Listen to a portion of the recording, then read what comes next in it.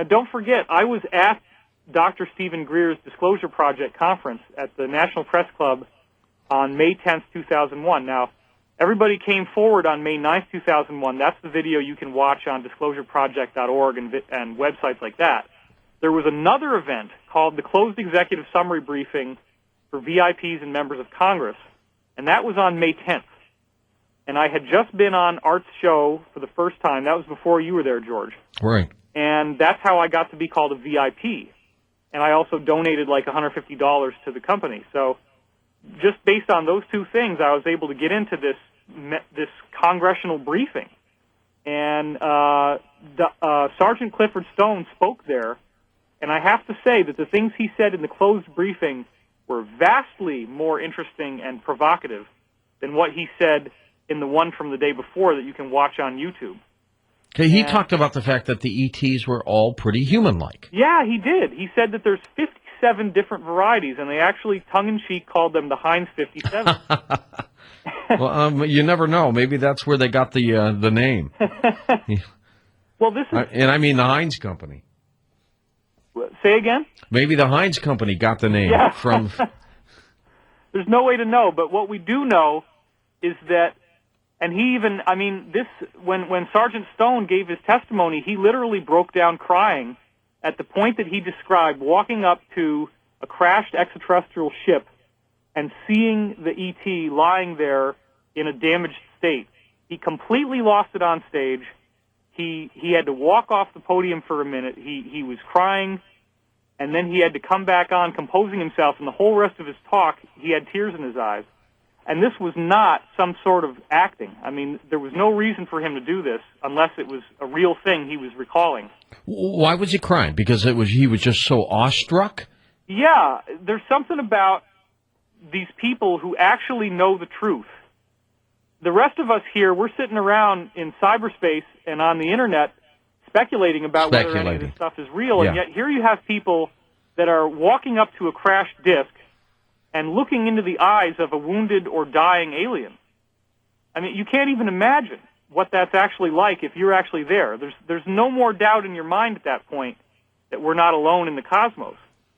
And in the course of Sergeant Clifford Stone's work, he was given briefing documents which gave very precise descriptions of all 57 varieties of ET, so that if he came up to a crashed extraterrestrial wreckage, that he would know who he was dealing with when he got there and what kind of characteristics they had. Now, when you're talking about 57 varieties, right? What does that include, for example? Well, the thing that's the difference between Sergeant Stone and Henry Deacon is that Sergeant Stone read about these guys in a book and had some limited interaction with some of them. Henry Deacon, in the course of going over to this base on Mars via the jump room system, this Stargate technology, he was actually working with them, sitting down with them in the same room and having meetings about various projects that they were developing in concert with our Black Ops guys here. So what we know from Henry Deacon is really the most substantial information. We know that the heights range from 1.5 feet tall, and this is not 1.5 feet tall looking like a little person that we would see on Earth. This is 1.5 feet tall proportional human body to what our bodies look like. They go all the way up to 15 feet tall. Every type of skin color you can imagine has been seen. In fact, Sergeant Stone refers to a group called the Orange, and there's other testimonies that refer to an orange group. There's actually Alpha Centauri, which is the closest star to us. It's a 3-star system. Has 2 different types of human civilization on the planets around it, according to Henry Deacon. There's a desert planet which has people that are about 5 feet tall that look like your typical Mesoamerican people, like Latinos. Okay. But then there's 2 other planets which are more lush tropical vegetation. And I know this is going to probably maybe strain credulity to the breaking point, but apparently these people photosynthesize light through their skin and thus have a dark green skin color. Almost plant-like, then. Yeah, they actually do seem to be some sort of human-vegetable hybrid. And they, apparently, he said, you only ever meet women from this planet, that he never met a single man from this planet. And the women are extremely beautiful. They look like Greek or Mediterranean women on Earth. They have long black hair, penetrating dark eyes, and other than the green skin, they look like supermodel women on Earth. Same height, same proportions, you know. And the other thing about these people is that they're almost all telepathic. They can use their mouths to speak, but most of them don't. And they're apparently quite well versed in a variety of languages, but they primarily use telepathy as their means of communication. I mean, I know so much about this. You can just ask me anything. There's so much. Now, what about the alien grays, though, that we hear so much about?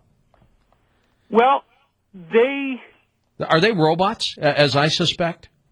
Yeah, there's various testimonies which are credible, talking about programmable life forms or PLFs.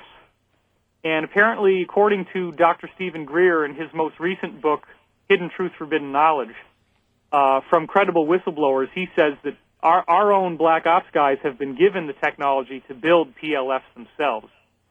And what you are essentially dealing with there is where you can grow a life form that has a limited consciousness but is not really a sovereign being in its own right. It's more like a programmable robot. And some of the grays fall into that category. When you're looking at a gray physiology, in some cases what you seem to be looking at is a neonate, which is basically the fetal stage of a human life form, but then grown to adulthood, maintaining the proportions of the fetus. And that's why you get such a thin body and such a large head. That head obviously couldn't pass through a human birth canal. So these are beings that are grown. They're no longer being born naturally. But another thing that people don't realize is that the eyes on these beings, the reason why they're black is because that's actually a lens that pops over the eyeball. And if you take the lens off, you do have a more human-like eye underneath. The only thing is that it has very severe conjunctivitis, as we would think of it. The whites of the eyes are totally bloodshot. Okay, but why the lens? What's the necessity for that? Well, first of all, it protects their eyes because their eyes are very sensitive to light, and it apparently has super advanced technology in it, which allows you to have kind of like a virtual reality interactive system that works with various handheld devices that you can hold onto. So you have kind of like a heads-up display, and you just pop this contact lens onto your eye. So you get ultraviolet light protection. It protects the sensitivity of your eye, and it also acts as an interface. Website still divinecosmos.com? That's correct. David, when we come back, let's talk about these 57 varieties of, I guess we can't call them human, but human-like creatures throughout the universe. Henry calls them people. All right. We'll talk about them and what they believe in terms of that divine creator. We'll be back. Just your opinion, David, these 57 species throughout the universe, are they all believers in a God, let's say? Well, just to clarify your question, I didn't say universe. I said galaxy. You did say galaxy. Right. Okay. Well, and why do we make that distinction then? Well, because it seems that this particular galaxy has designed human beings exclusively to evolve within it. And to get back to your original question, yes, most of these people have essentially a very similar set of beliefs because apparently as you progress farther along in human evolution, the nature of the universe is no longer veiled. In fact, we already have enough scientific information now to essentially transcend the boundaries of religion and move into a unified cosmic conception where we can all agree on some basic principles, which would include the idea that the fundamental energy that makes all matter as we know it is conscious and has an awareness that is essentially unified. This seems to be what all of these various beings understand. Henry, the witness who's interacted with them, says they're much more enjoyable to spend time with than people on Earth here because they have a much higher sense of morality and compassion and balance as people. All of them? Well, not all of them. I mean, the Anunnaki, as I said, have a kind of terrifying appearance, and they're hostile. Some of the gray type species can be very withdrawn and clinical in the way that they approach a so-called conversation, which is really more like a telepathic exchange. Of the 57 varieties, then, in our galaxy, we could, though, be talking about how many potential civilizations out there. Oh, this is just a drop in the ocean. The 57 varieties are only the ones that are actually visiting us. And there are probably millions of different varieties in this galaxy alone. But they're all basically going to be human. I mean, they're going to have differences in the height and the skin color and some superficial physiological differences. But overall, everybody in this galaxy is human because, again, the galaxy itself is an intelligent superbeing that designed human life according to its template.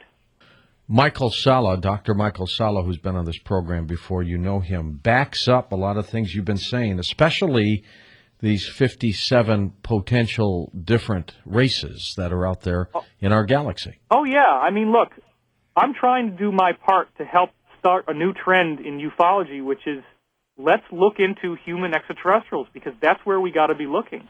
The military-industrial complex is cranking out a bunch of disinformation in the forms of very scary movies to make us think that aliens are these banana-headed creatures with fangs and terrifying appearance.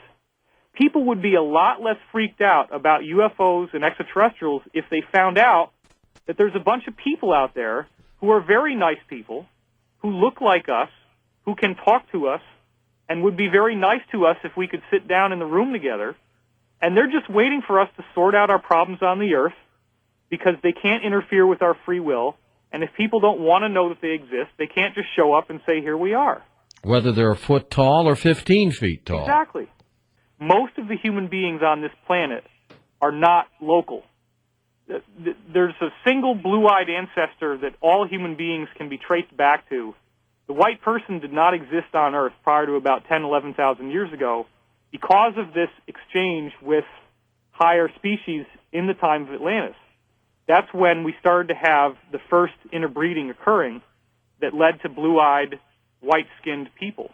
Well, and I was going to ask you, of all these varieties, these 57 varieties in the galaxy, why are we so different, and we have all these different varieties on this planet? I mean, are there some planets that have 4, 5, 6 different varieties of humans, or just one? Well, here's the deal on that score. We are very, very unique in the sense of the sheer amount of racial diversity on this planet. And this is from multiple witness testimonies and from various other sources I've used, including the Law of One material. What happened is that... It is fascinating when you think about it, David. Yeah, I mean, the average you've got a planet here with different races of human beings scattered all over the planet. Right. And if you look at our own evolutionary record and what we've gotten from anthropology, there's 5 different major seeds of human civilization that all basically occurred at the same time, independent of each other, where these people look different and they have different basic biological characteristics, and there's no real genetic linkage that ties them together of having the same species or the same racial distinction before. It's like there's 5 different groups that all showed up at once. Science will say that environment and climate is what did this over, thousands and thousands of years. Do you accept that at all? I guess not. You can't explain why climate, for example, would lead to the physiological differences such that Asian people have very different looking upper eyelids, and the whole structure of the skull is different in shape, and you have African people that have much larger noses, much larger lips. The conventional explanation is that white people's noses are taller because it's cold weather and they cool the air down on the way in. Black people's noses are flatter because the air is hotter and they don't need to cool it down. That's very, very hypothetical. There's no real science to back that up. It's just a supposition. Let's talk about Clifford Stone when we come back. David, Sergeant Clifford Stone. Now, he was in the Army, if I recall, and this craft that he stumbled across, the crashed craft with the occupant. Was that in Vietnam? That seems to be what I remember hearing, yeah. That's what I think, too. And there was also a case where he apparently helped it get away from the military, I heard. Right. It's a fascinating encounter. Everyone I've talked to about him believes that he's credible as well as you believe Henry Deacon is. Yeah, he's one of our strongest witnesses in terms of the scope of what he's brought to the table and the amount of credibility that he's demonstrated. And another point, during the break, somebody sent me an email and said I was a fast-talking charlatan and that I've just made up all this stuff. People can think that if they want to. The point is that I didn't make this up, and this is the result of multiple intersecting witness testimonies, each of whom independently and privately has said similar things before I ever went public with them. And you just start connecting all the dots. And most people, when they can't accept something new, something that might push their comfort zone, their step is usually to just ridicule it. And in the case of Clifford Stone, he had me sold when he broke down crying on that stage. I mean, you cannot fake something like that. He almost couldn't continue talking. And he actually took a very long and dramatic pause to compose himself before he could keep on giving his testimony. I've never seen anything like that. Do we know what he's doing now? Is he fully retired? Well, that's what you just reminded me what I wanted to say is like, okay, if he was some sort of charlatan, then why is he not trying to push himself on you guys pitching shows? Why is he not making any money? He's got a hard time paying his bills. His son was killed under suspicious circumstances. This is not the kind of stuff that suggests that these are people out there looking to make a fast buck. And he's never been on with me, and I don't think he's been on with Art. Yeah, I mean, he was on with Art, but it was in the late 90s, and I remember hearing that show, and it was very powerful stuff he was saying. But so yeah, that was what, at least 10 years ago? Oh yeah. It might have even been 11 years ago. My gosh! All right. But it's not very often. The other thing with Henry Deacon is just about broke. I mean, I actually sent him some money because he was in such financial distress. And, he's never profited from anything he said. He has never tried to come forward in anything that's recorded on audio or video. He's paranoid about that. These are not people that are sitting around trying to concoct ways to sell books and CDs and videos,